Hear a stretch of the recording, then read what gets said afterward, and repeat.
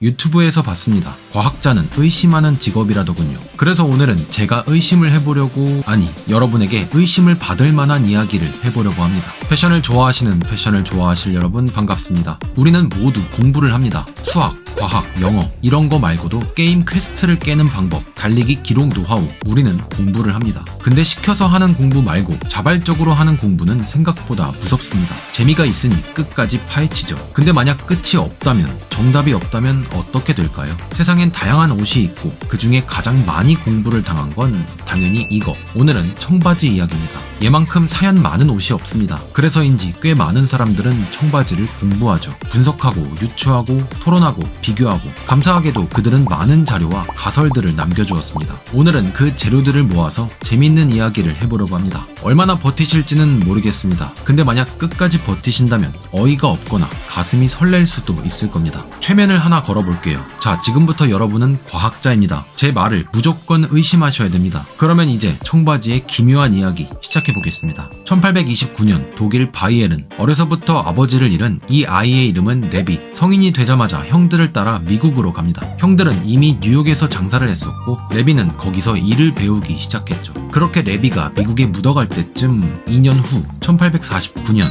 캘리포니아에서 금이 발견됩니다. 이 소문은 꽤 빠르게 퍼지고 미국의 많은 사람들은 서부로 로또를 찾아 떠납니다. 그 많은 사람 중엔 레비도 있었죠. 하지만 레비는 단순히 금을 캐러 간 것이 아니라 한 차원 높은 생각을 합니다. 금을 캐는 사람들에게 필요한 게 뭐지? 캘리포니아 샌프란시스코에서 작업복 장사를 시작합니다. 레비는 확실히 장사꾼 체질이었죠. 작업복도 팔고 원단도 팔고, 그러다 1872년 한 편지가 도착하는데 레비의 고객이자 재단사인 제이콥이었죠.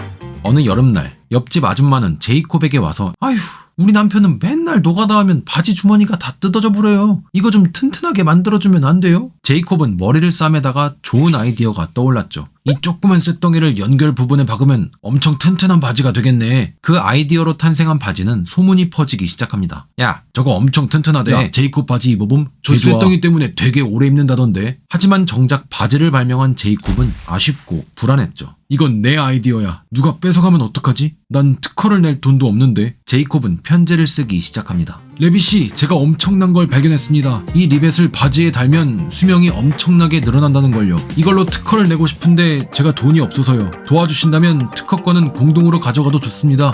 레비의 미간과 입꼬리가 조금씩 올라갑니다. 그 다음 해 1873년 5월 20일 주머니 끝부분에 리벳을 박는 이 디자인은 제이콥과 레비의 소유가 됩니다. 특허가 통과됐죠. 레비는 이 디자인으로 바지를 만들기 시작합니다. 그때 선택한 원단은 데님. 사실 데님은 이전부터 작업복으로 종종 쓰였습니다. 특유의 색감 덕분에 오염이 묻어도 티가 잘 안 났거든요. 하지만 데님의 리벳을 결합한 건 레비가 처음이었죠. 이미 눈치채신 분들도 있겠지만 레비라는 이름은 독일식이고 미국식으로 바꾸면 리바이, 풀네임은 리바이 스트라우스. 이 사람이 리바이스의 창업자입니다. 그가 만든 리벳과 데님이 합쳐진 바지가 바로 청바지의 시작입니다. 이 튼튼한 작업복 청바지는 빠르게 팔려나갔고 리바이를 백만장자로 만들어줍니다. 골드러시 때도 리벳 특허 때도 감이 좋은 건지 실력이 좋은 건지 리바이는 좋은 선택을 했었죠. 그 다음에 만들어낸 이 라벨, 이걸 보면 리바이는 감이 아니라 실력이 좋다는 게 드러납니다. 두 마리의 말이 청바지를 잡아당기는 아주 튼튼할 것 같아 보이는 디자인이죠. 특이합니다. 여기서 문제 하나 드릴게요. 여러분이 아는 작업복 브랜드 떠올려보세요. 아마 없을 겁니다. 카라트, 디키즈 이런 거 말고요. 이건 이제 패션 브랜드가 됐잖아요. 제가 노가다 했을 때 받았던 안전조끼, 안전화, 각반, 브랜드가 뭔지 본 적도 없습니다. 궁금하지도 않거든요. 작업복은 그런 겁니다. 근데 작업복을 만드는 리바이는 라벨을 디자인했죠. 그는 미래가 보였거든요. 몇 년 뒤면 청바지에 리벳을 다는 특허가 만기되고 많은 공장들이 비슷한 청바지를 찍어낼 겁니다. 그럼 리바이스는 그 안에서 살아남기 어려워지는 그런 미래가 보였죠. 그래도 리바이스는 불안했는지 특허가 만기되는 해에 새로운 청바지를 출시합니다. 그리곤 작업복 주제에 이름까지 붙였죠. 501XX, 리바이의 전략이었습니다. 지금의 청바지와는 모습이 조금 다릅니다. 아직 벨트가 무겁되기 전이라 벨트 고리가 없고 대신 뒤에 스트랩, 신치백이 있습니다. 아마 이걸로 허리를 조절했겠죠. 또는 허리 단추에 멜빵을 사용하기도 했습니다. 리바이의 특허인 리벳 바퀴는 주머니 끝뿐만 아니라 가랑이까지도 들어갔습니다. 여기도 힘을 받는 부분이니까요. 오른쪽 주머니엔 작은 주머니가 들어갔는데 이땐 회중시계를 넣어 워치 포켓이지만 시간이 흘러 시계가 바뀌고 여기엔 동전이 들어가서 나중엔 코인 포켓이 되었죠. 주머니 모양은 둥글게 되어 있는데 이것도 나름 손을 넣기 편하라고 디자인한 겁니다.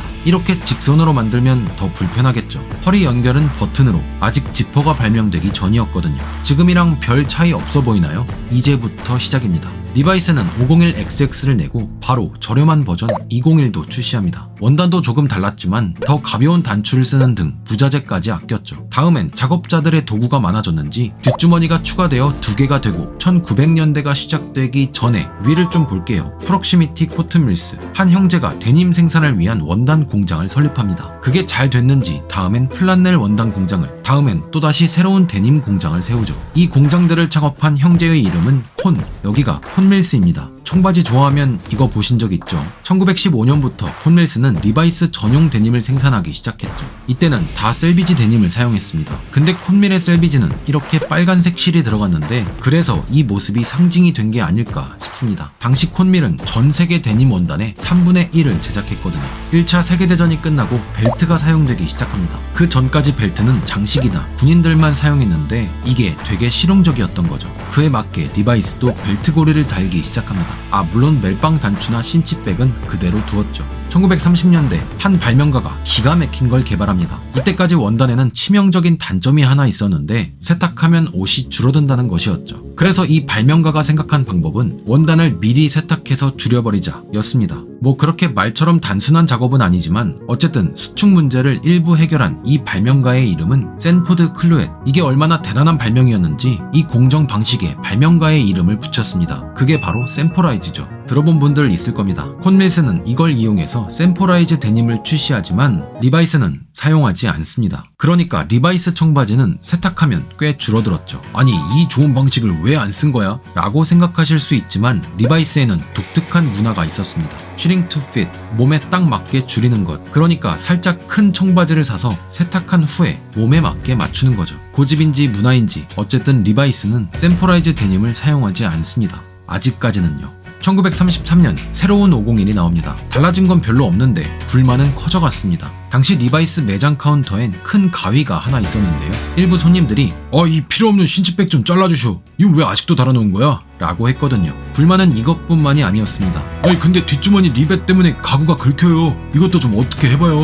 리바이스는 당연히 불만을 해결했죠. 뒷주머니 리벳은 그냥 빼버리면 주머니가 쉽게 찢어질 겁니다. 애초에 내구도를 위해서 리벳을 박은 거니까요. 그래서 생각한 방법이 바로 1937년 이 리벳을 안쪽으로 숨긴 새로운 501을 출시합니다. 이 히든 리벳 역시 특허를 내버렸죠.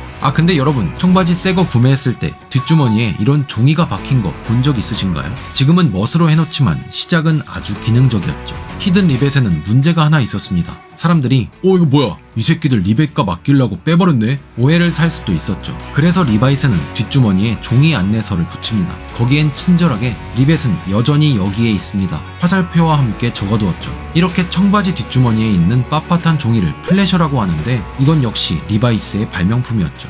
이때까지만 해도 청바지는 대부분 남자들의 바지였습니다. 철도, 금광 이런 험한 작업은 주로 남자들이 했고 청바지는 그때 입는 작업복이었으니까요. 그러니까 1934년 리바이스가 여성용 청바지 701을 따로 낸 건 신기합니다. 게다가 701은 불티나게 팔리게 되죠. 무슨 일이 있던 걸까요? 미국에는 재밌는 문화가 있습니다. 서부의 캘리포니아와 동부의 뉴욕을 보면 땅은 붙어있지만 4,000km가 넘습니다. 거의 다른 나라 수준이죠. 근데 이렇게 먼 곳을 연결해주는 문화가 있었는데 바로 1901년에 생긴 듀드렌치, 동부나 중부 사람들이 캘리포니아 목장에서 휴가를 보내는 문화입니다. 서부에는 넓은 목장이나 카우보이도 있고 사냥, 낚시, 승마 등등 낭만이 있었거든요. 얼마나 좋으면 미국 대통령도 즐겼다고 합니다. 이건 그저 문화일 뿐이고 서부 사람들은 숙박비며 술값, 음식값도 받지 않았죠. 하지만 세상이 변하면서 그 낭만은 점점 어려워졌습니다. 소를 몰던 카우보이들이 철도의 발전으로 직업을 잃고 가축 산업도 침체되거든요. 게다가 듀드렌치 온 타지 사람들은 공짜니까 술이고 밥이고 엄청 먹어댔다고 합니다. 그래서 그들이 생각한 결과, 야 그냥 관광 사업을 하자. 아예 듀드렌치 협회를 만들어 서부의 낭만을 세일즈하기 시작했죠. 오히려 상품화를 시키니 서로 깔끔하고 서로 좋았습니다. 듀드렌치는 서부의 문화를 알리는 새로운 철도가 되었고 그 문화 안에는 청바지도 있었죠.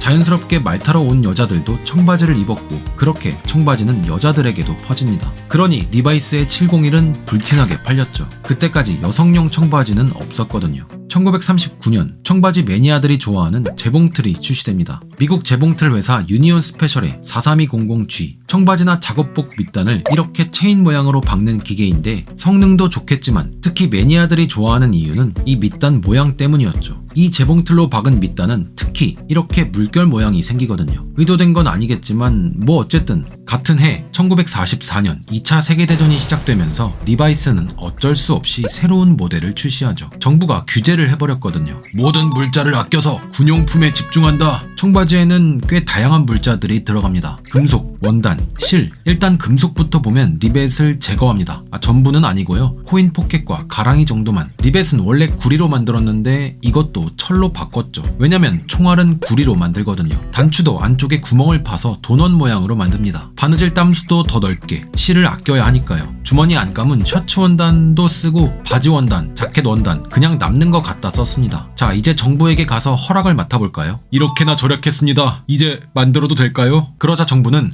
그래. 잠깐만. 쓸데없는 거 있잖아. 뒷주머니 갈매기 모양 빼라. 이것도 실이었거든요. 리바이스가 살아남은 건 품질도 있었지만 마케팅도 한 몫을 했습니다. 두 마리의 말이 들어있는 라벨, 작업복 주제에 501이라는 이름까지. 그러니 리바이스는 이 아치 로고를 포기할 수 없었죠. 그래서 생각한 게 실 대신 페인팅으로 대체합니다. 시간이 지나면 없어지긴 하지만 재밌는 방식이었죠. 이렇게 간소화시켰기 때문에 이 청바지의 이름 앞에는 심플리파이 S가 붙어서 S501XX 됩니다. 1945년, 자 이제 전쟁이 끝났습니다. 다시 이전 버전으로 돌아가야겠죠. 리벳이나 기타 디테일들이 부활합니다. 하지만 돌아오지 않는 것도 있었는데요. 벨트 때문에 필요 없어진 신치백, 그리고 이 가랑이, 차이점이 보이시나요? 여기에 리벳이 빠졌죠. 이 전 모델에서 직원이 캠핑하다가 리벳이 뜨거워져서 큰일이 날 뻔했다고 합니다. 그래서 그냥 빼버렸죠. 아치 로고도 다시 바느질로 부활했는데 두 줄 바느질 기술이 생겨서 이 스티치도 바뀝니다. 이전 버전과 비교하면 확실히 다르죠. 그 바느질 기술 때문에 여기에 다이아몬드가 생기기 시작합니다. 그리고 가장 중요한 핏도 바뀝니다. 세상이 변하고 중산층이 늘어났고 그것에 대응해서 리바이스는 현대적이고 날씬한 핏으로 바꿨죠. 이때부터 리바이스의 청바지는 슬슬 작업복이 아닌 일상복으로 침투하기 시작합니다. 세상이 청바지를 받아들이기 시작했죠. 그 증거는 1950년도 영화 속 주인공이 청바지를 입고 나옵니다.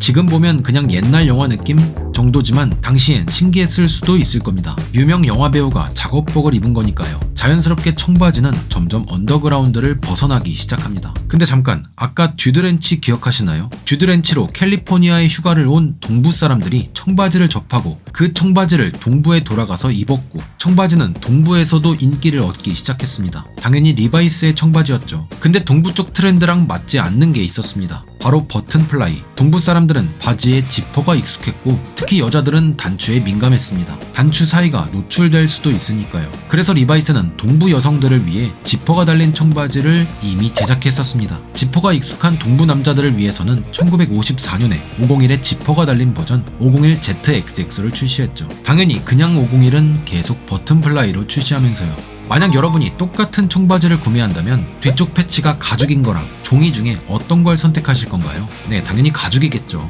그게 더 비싸고 좋아 보이니까요. 1955년 뒤쪽 패치가 가죽에서 종이로 바뀌고 이때부터 리바이스는 하나씩 무언가를 빼기 시작합니다. 1960년대 아까 말씀드린 히든 리벳을 바텍으로 대체하기 시작하기도 했죠. 리바이스는 이 내구도가 강한 리벳이 결국 청바지를 닳게 만듭니다 라고 했지만 좀 핑계 같죠. 종이탭 디자인도 조금 바뀌는데요. 에브리 가먼트 개런티드 이 문구도 빠집니다. 영화나 드라마 속에 가수나 배우들, 멋진 사람들이 청바지를 입었고 당연히 일반 사람들도 청바지를 입었습니다. 작업복이 아닌 패션으로요. 리바이스는 1961년 최초로 멋을 내기 위한 패션 청바지 551ZXX를 출시합니다. 지퍼가 달려있고 남자 청바지로는 최초로 샘포라이즈 데님을 사용했죠. 아니, 샘포라이즈를 사용할 수밖에 없었습니다. 이 지퍼 때문에요. 원래 생지 청바지는 세탁하면 줄어든다고 말씀드렸죠. 이게 버튼 플라이는 상관이 없지만 지퍼는 문제가 있었습니다. 지퍼를 봉제한 이 부분은 두 가지가 연결되어 있습니다. 한쪽은 세탁하면 줄어드는 데님 원단, 한쪽은 줄지 않는 쇠 부분. 그러니 세탁하면 연결 부분이 쭈글쭈글해지겠죠.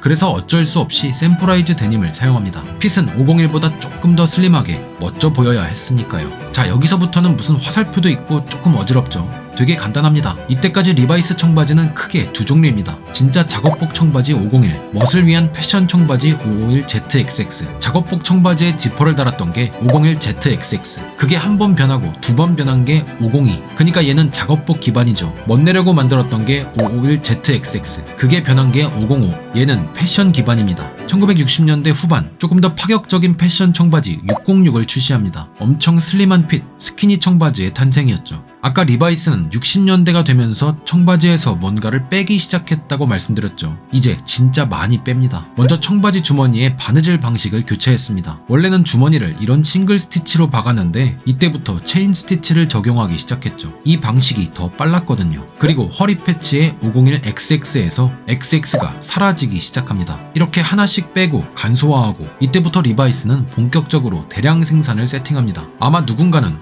그럼 이때부터 리바이스의 품질은 떨어졌겠네 싶을 수도 있지만 이때까지도 변하지 않은 게 있었습니다. 1970년대가 시작될 즈음 리바이스는 새로운 모델 517, 646을 출시합니다. 우리나라엔 나팔바지로도 알려진 밑단이 넓어지는 핏으로 부츠컷, 벨바텀이라는 핏의 이름이 붙여집니다. 둘 다 밑단이 넓어지는 핏인데 부츠컷은 조금, 벨바텀은 많이 넓어지는 차이가 있죠. 왜 밑단이 넓어지냐면 카우보이가 신는 부츠에 입기 편하거든요. 여기에는 새로운 기술이 들어가는데 잠시 60년대로 돌아가서 이때 사람들이 생각하는 옷의 문제점은 주름이었습니다. 세탁기가 널리 보급되던 시기라 바지나 셔츠의 다림질이 꽤나 귀찮았던 거죠. 그래서 발명됩니다. 화학 수지와 촉매를 코팅, 증기프레스로 주름을 만들고 화씨 300도에서 옷을 구워버립니다. 그러면 영구적인 주름이 생기고 구김도 가지 않았습니다. 그걸 리바이스는 스테이 프레스트라고 불렀죠. 리바이스는 그 기술을 적용한 슬랙스를 출시했지만 그 바지는 굳어버렸습니다. 코튼 특성상 버티지 못했기 때문이었죠. 그래서 해결한 방식이 면과 폴리를 혼방하는 것, 그런 바지를 만들었습니다. 이런 느낌과 똑같은 바지가 있죠. 네, 몇 년 후엔 디키즈가 비슷한 바지 874를 만들어내고 역시 코튼과 폴리가 혼방돼야 했었죠. 어쨌든 이런 기술을 517 부츠컷에 접목시켜 주름이 가지 않게 만듭니다. 그리고 이때까지도 변하지 않은 게 있었습니다 라고 말씀드렸죠. 이때부터 큰 변화가 하나 생깁니다. 이 전까지 청바지의 염료, 그러니까 푸른색을 만드는 재료는 인디고페라 틴토리아라는 식물에서 추출했습니다. 이건 천연 재료라 비쌌죠. 이걸로 실을 염색하는데 그냥 퍼런 물에 담근다고 염색이 되진 않습니다. 한두 번이 아니라 10번 넘게 염색을 시켜야 했죠. 리바이스는 대량 생산을 위해 비용을 절감해야 했습니다. 그래서 1970년대 콘밀스는 비용이 저렴한 유황을 섞기 시작합니다. 근데 유황은 푸른색이 아니죠. 유황은 색을 만드는 게 아니라 염료가 원단에 잘 붙게 만들기 위한 겁니다. 덕분에 염색 과정은 줄였지만 다른 점이 있었죠. 청바지가 재밌는 이유 중 하나는 물이 빠졌을 때 예쁜 색감이 나오는 것이죠. 유황을 사용한 청바지는 색이 다르게 빠집니다. 그리고 유황은 염료가 잘 붙기도 하지만 잘 떨어지기도 해서 청바지의 색도 빠르게 빠졌죠. 개이득이라고 생각하실 수 있지만 빈티지 시장에선 이 시점을 기준으로 가격이 점점 떨어지기도 합니다. 유황을 사용하지 않는 게 뭔가 진짜의 느낌이 나서가 아닐까요? 리바이스는 그런 방식으로 대량 생산, 세계로 뻗어나갑니다. 그리고 리바이스의 상징 501은 마지막 탈피를 준비합니다. 1983년을 마지막으로